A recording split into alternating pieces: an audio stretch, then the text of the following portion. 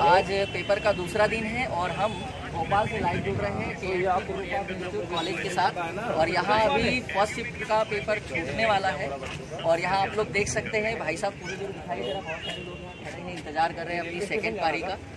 और अभी कुछ लोग थोड़ी देर बाद पेपर देकर जब बाहर आते हैं तो फिर हम आपको बताएंगे कि प्रश्न किस तरह से आ रहे हैं, कौन से टॉपिक से आ रहे हैं, क्या करेंट के क्वेश्चन ईवीएस में जुड़े हैं या नहीं जुड़े हैं, है ना। ये सारी बातें हम थोड़ी देर बाद आपको बताएंगे, क्योंकि जैसे ही बच्चे बाहर आते हैं आप लोगों से तो लाइव जुड़ जाएंगे। तब तक के लिए आप लोग इंतजार कीजिए। भाई साहब जुड़े हैं जो कि यूपी से आए हैं पेपर देने के लिए, वो थोड़ा सा कुछ बताना चाहते हैं ईएसवी के बारे में और व्यापम की जो ये नॉर्मलाइजेशन वगैरह की प्रक्रिया है, इसको थोड़ा सा लेकर उनके मन में कुछ डाउट। तो सर आपका नाम बताइए। हिमांशु दीक्षित जी, कहाँ से आए सर?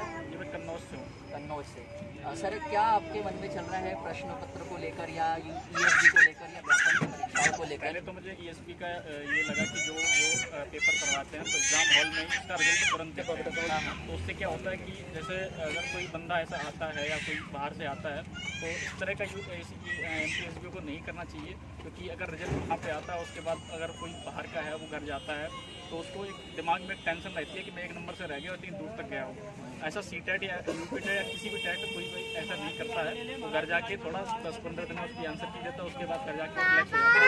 बट यहाँ क्या होता है, वैसे तो प्रेशर में आता है बंदा, तो प्रेशर में आने के बाद वो यहाँ पर रिजल्ट देखता है, रिजल्ट देखने के बाद जैसे ही बाहर निकलता है तो उसके दिमाग में वो डिप्रेशन आ जाता है, तो ऐसी कई शिकायतें हो जाती हैं।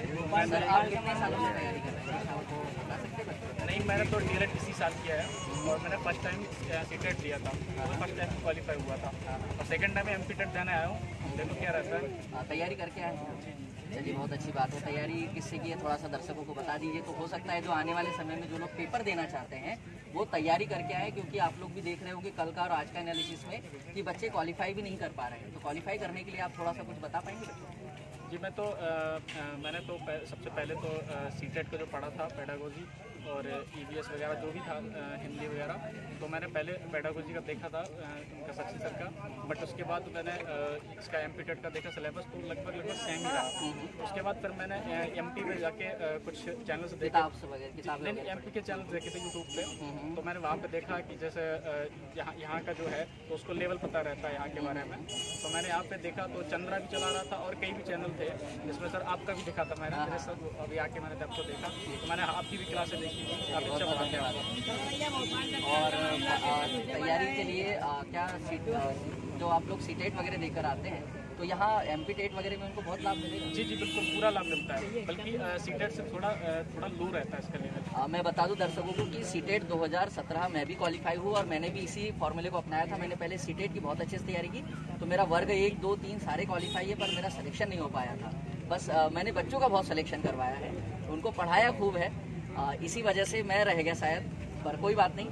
सर और कुछ बताना चाहेंगे आप लोगों के मन में कोई प्रश्न? ये देखिए बहुत सारे लोग सब दूर दूर से आए हैं, इनसे थोड़ा सा मुखातिब होते हैं। सर आप कहाँ से आए हैं? कहाँ से? कहाँ पर आइए? रायसेन जिले। सर आप कहाँ से आए हैं? किसी को लेकर आए साथ में? बच्चे को लेकर आए हैं। चलिए बहुत अच्छी बात है, थोड़ी देर बाद एग्जाम छूटने वाला है तो इंतजार करते हैं बच्चों का। कहाँ से आए आप? मैं धौलपुर राजस्थान से सर। राजस्थान से पेपर देने आए? जी सर। बहुत बढ़िया, जगह से आए होंगे आप? हाँ सर। सर कितना स्कोर किया आप? 105 इनका स्कोर है। पहले तो तालियां बजा लीजिए, क्वालिफाई है बंदे। और तैयारी कैसी रही? बहुत अच्छी तैयारी की। और किस तरह से पेपर के कुछ क्वेश्चन वगैरह बता पाएंगे आप? हाँ, थोड़ा बहुत अनुपात के मैथ में अनुपात के क्वेश्चन आए थे सर, बीज वाले क्वेश्चन आए थे और फॉर्मूले के आधार पर सीधी वैल्यू पुट करनी थी। और यूवीएस में पूछा था करंट पर आधारित। हाँ, करंट पर आधारित थे, ईयर के मतलब ईयर पूछा था कि ये सम्मेलन कब हुआ, कहाँ हुआ। अच्छा, और हिंदी और संस्कृत वेरी इजी थी। हाँ। और जो दिवस वगैरह होते हैं ईवीएस में, हाँ, वो आए थे, वो आए थे, मतलब जिसको हम लोग विविध वाला मिसलेनियस वाला क्वेश्चन कहते हैं। अच्छा, हिंदी में बहुत अच्छा क्वेश्चन, बहुत अच्छा सीधा व्याकरण और सीधे सीधे क्वेश्चन पुट करने थे सर। बहुत अच्छी बात। व्याकरण और समाज थे। और क्या कहना चाहेंगे आप लोग जो ये तैयारी कर रहे हैं अगले कुछ दिनों तक? ये कि ज़्यादा टफ नहीं है, आराम से जो है उसी को पढ़ते रहो। बहुत अच्छा, बहुत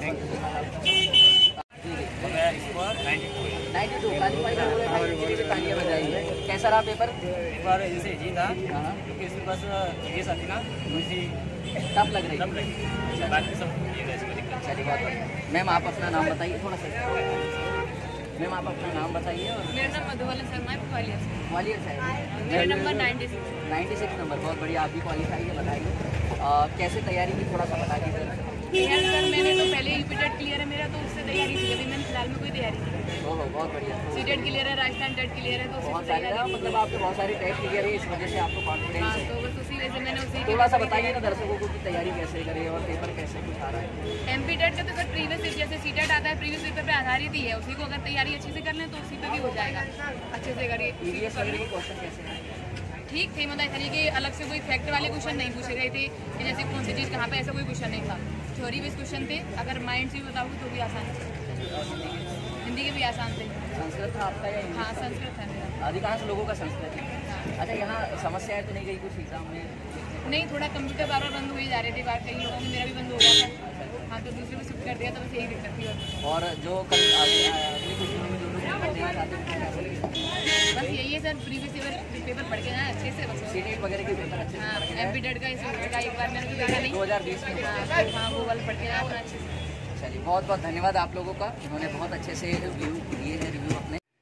दोस्तों, जैसे कि आज आप लोगों ने देखा, फर्स्ट रिव्यू में कुछ बच्चों ने बहुत अच्छे से अपने एनालिसिस को बताने का प्रयास किया है, क्योंकि उनकी तैयारी बहुत अच्छी है। वो लोग सीटेट वगैरह क्वालिफाई है, कुछ लोग राजस्थान का रीट क्वालिफाई है, कुछ यूपी टेट क्वालिफाई है। तो उनका यही कहना है कि एमपी में जो टेट वगैरह की परीक्षा हो रही है, तो आप विगत वर्षों के प्रश्न पत्रों को हल करिए, जिसमें कि वर्ग 1, 2, 3 के जितने भी पेपर है हमारे 2018 में जो हुए, 2020 में जो वर्ग 3 का पेपर हुआ है, और जो 2022 में जो पेपर हुए थे, उनको बहुत अच्छे से सॉल्व करके जाइए और प्रैक्टिस ज्यादा से ज्यादा करके जाइए। आज के पेपर में जो नई बात देखने के लिए, थोड़ा बहुत कुछ नया जो चेंजेस हुआ है, वो ईवीएस को लेकर हुआ है। उसमें कुछ सन वगैरह पूछे गए हैं कि महत्वपूर्ण सन कौन से हैं, किस सन को किस रूप के जाना जाता है। मतलब आप जो लुसेंट का विविध वाला पोर्शन है वो भी पढ़कर जाइएगा।